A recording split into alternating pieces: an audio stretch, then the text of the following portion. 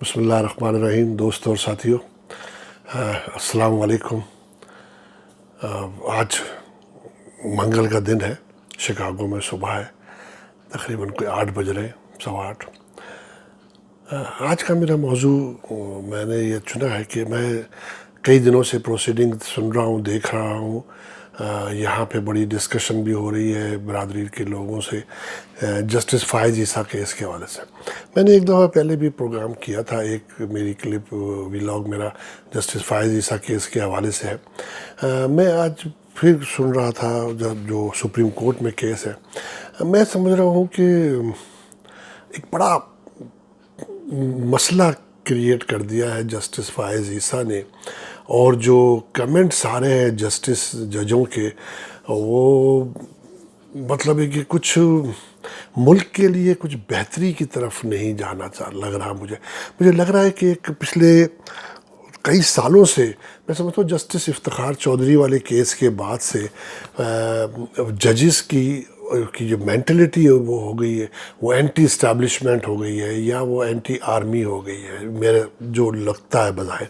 جس کے پچھلے تینوں کیسز کے اندر آپ دیکھ لیجئے کہ ججوں نے اپنی مٹی پلیت کر لی، اپنی بے عزتی کروا لی. جو تینوں آؤٹ گوئنگ چیف جسٹسز تھے سپریم کورٹ کے، لاسٹ 3، افتخار محمد چودھری صاحب کا جو حال ہوا، جو انہوں نے اپنے بیٹے کے کیس کے اندر کیا، بیٹے کی کرپشن کے حوالے سے بیٹے کو کس طرح نوکریاں دلوائی، انہوں نے اپنی مٹی، آج ان کی کوئی عزت نہیں ہے. لیکن آج سیکنڈ ثاقب نثار صاحب نے جتنے سو موٹوز نوٹس لیے، شاید میرے خیال سے پچھلے 25 جو چیف جسٹس ہیں ان حضرات نے بھی نہیں لیے ہوں گے، پہلی بات.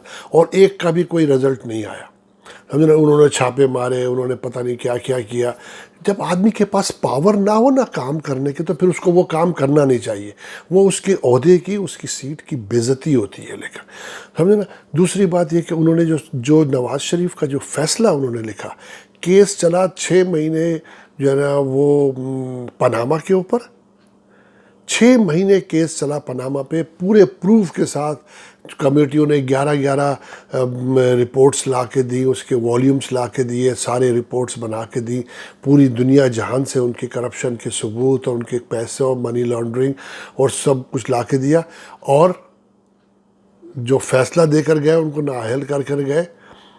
وہ ایسے کیا کہ انہوں نے کہ جس کو سننے والے کو، پڑھنے والے کو، اگر کسی نے تم سے کروایا تو تم نے کیوں کیا؟ آپ چیف جسٹس تھے، آپ سپریم کورٹ کے جج تھے. آج کے ججوں کو دیکھ لیں کتنی زیادہ شور مچایا ہوا انہوں نے. تو یہ کام پہلے بھی ہو جانا چاہیے تھا، لیکن آپ نے اس کو اقامہ کے اوپر ان کو باہر کر دیا. لیکن بتائیے، کیس چلا 6 مہینے تک پاناما کی منی لانڈرنگ کے اوپر، کرپشن کے اوپر، اور جو آپ نے فیصلہ سنایا ہوا، آپ نے اپنی خود عزت خراب کر لی، بے عزتی کر لی. پھر ایک ابھی جو آؤٹ گوئنگ چیف جسٹس ہے جسٹس آصف سعید کھوسہ صاحب، بڑے ریسپیکٹیبل، بڑے اچھے، اور بڑے مطلب ہے کہ ان کی ریسپیکٹ تھی ہماری نظروں میں بھی، لوگوں کی نظروں میں بھی، میڈیا کی نظروں میں بھی. مگر انہوں نے بھی جاتے جاتے اپنے اوپر مٹی پلیت کر لی، اپنے خاندان کا نام بدنام کر لیا. لیکن انہوں نے بے عزتی کرا لی خاندان کی اپنے. ایک انہوں نے مشرف کا فیصلہ لکھوا کے، وہ ان نظر آتا ہے یہ چیزیں جو نا مینٹلٹی آپ کی نظر آتی ہے کہ آپ کیا سوچ رہے ہیں، آپ کیا کر رہے ہیں، آپ کو کیوں.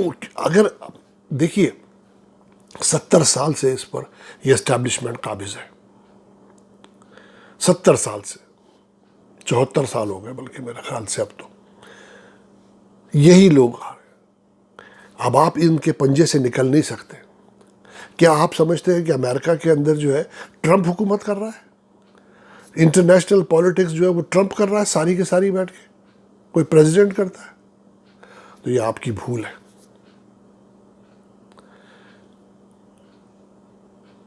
Every thing is handled by Pentagon, CIA.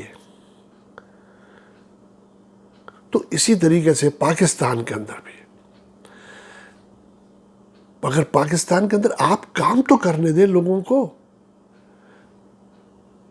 اب تو جو بھی آپ لوگوں کے جو ججز کے ریمارکس آ رہے ہیں سب، اور میں آصف سعید کھوسہ صاحب، اس کے علاوہ بھی جو آرمی چیف کے خلاف کیا انہوں نے، جو اس کی امینڈمنٹ کیس، اس کو ایکسٹینشن کیا، جس کا ان کا کوئی تعلق نہیں تھا جو ایڈمنسٹریشن کے اندر ان کا، انہوں نے خواہ خواہ کا جو نا وہ ایک سو موٹو لے لیا اپنی مرضی سے اس پہ ڈیبیٹ کر کے، اور جاتے جاتے اپنی عزت خراب کر کے چلے گئے.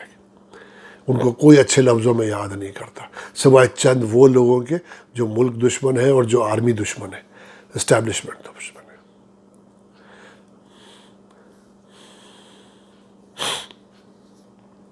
تو اور یہ اب جو کیس چل رہا ہے جسٹس فائز، آپ سارے، ایک تو پہلی بات تو یہ ہے کہ وہ جب ان کا جوڈیشل کمیشن میں چلا گیا کیس، تو پھر اس کے بعد تو آپ کو کیس لینا ہی نہیں چاہیے تھا، ان کو ایکسیپٹ ہی نہیں کرنا چاہیے تھا کیس کو، ان کو آنا ہی نہیں چاہیے تھا آپ کے پاس، آپ کو اپلیکیشن ہی نہیں لینی چاہیے. چلیے آپ نے اپلیکیشن لے لی ہے تو آپ اپنے ساتھی کو آپ یہ بولیں کہ بھائی آپ کس سے یہ منی ٹریل مانگ رہے ہیں، ایک ہی چیز ہے نا، اور کوئی چیز پہ تو نہیں بات ہو رہی نا. بولے آپ نے جو پیسے کمائے تھے آپ نے کس طریقے سے بھیجے، وہاں پہ کیسے کمائے پیسے، دیٹس آل اونلی. آپ پچھلے، آپ جج بننے سے پہلے ہائی کورٹ کے آپ جج وکیل تھے، آپ نے پیسہ کمایا، آپ نے 50 لاکھ روپے ایک کیس کے لیتے تھے آپ، سمجھے نا، تو پھر آپ جسٹس بن گئے، تو آپ نے کچھ سوچ کے بنے ہوں گے نا جسٹس. اور آپ کے الحمدللہ اگر آپ کے آباء و اجداد کے پاس اتنا پیسہ ہے، پیسہ تھا، تو وہ آپ شو کر دیں نا. چلو آپ نے انکم ٹیکس میں نہیں شو کیا، کسی وجہ سے نہیں کیا، آپ کے اوپر کیا ہوگا؟ زیادہ سے زیادہ جرمانہ ہوگا آپ کے اوپر، ٹیکس ایف بی آر لگائے گا یا گورنمنٹ لگائے گی کہ جی آپ نے ڈکلیئر نہیں کیا تھا، آپ نے پیسے نہیں شو کیے تھے، آپ کے جو تھے ویلتھ میں اتنے پیسے نہیں تھے. کوئی بات نہیں، اس میں یہاں پہ ملک کے اندر 50 لوگ ہوں گے، ہزاروں لوگ ہوں گے ایسے جنہوں نے جو نا ویلتھ میں نہیں جمع کر شو نہیں کیے ہوں گے پیسے، سمجھے نا.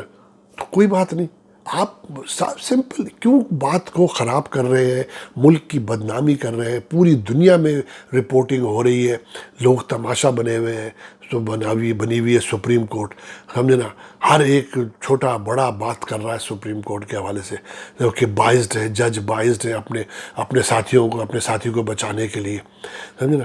اور پلس میں گورنمنٹ سے ریکویسٹ کروں گا کہ as early as possible judicial reforms commission بنایا جائے، اور جوڈیشری کے اندر جو اپوائنٹمنٹس ہوں ججوں کی، ان کا کچھ خیال کریں، ان کو جو ہے نا آپ ان کو کسی ایک ایگزامینیشن کے تھرو لے کر آئے. یہ جو وکیلوں کو 8-10 سال 15 سال کے ایکسپیرینس میں آپ جج بنا دیتے، پھر وہ تو ایسے ہی ہوگا سارے، جتنا نیچے سے لے کے، یا وہ جو نواز شریف والا وکیل جج تھا جس نے مریم نے جو اس کے خلاف الزامات لگائے تھے، مریم نواز نے، وہ ایسے ہی ہوں گے، ایسے ججز ملیں گے آپ کو، سمجھے نا. اور وکلا کا تو حال آپ دیکھ لیجئے، وکلا کم، بدماش غنڈہ گرد زیادہ ہیں وہ لوگ، سمجھے نا.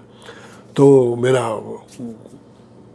میں آج کا میرا موضوع یہی تھا، میں تھوڑا سا بات کہنا چاہ رہا تھا بس جسٹس فائز عیسیٰ خلاف.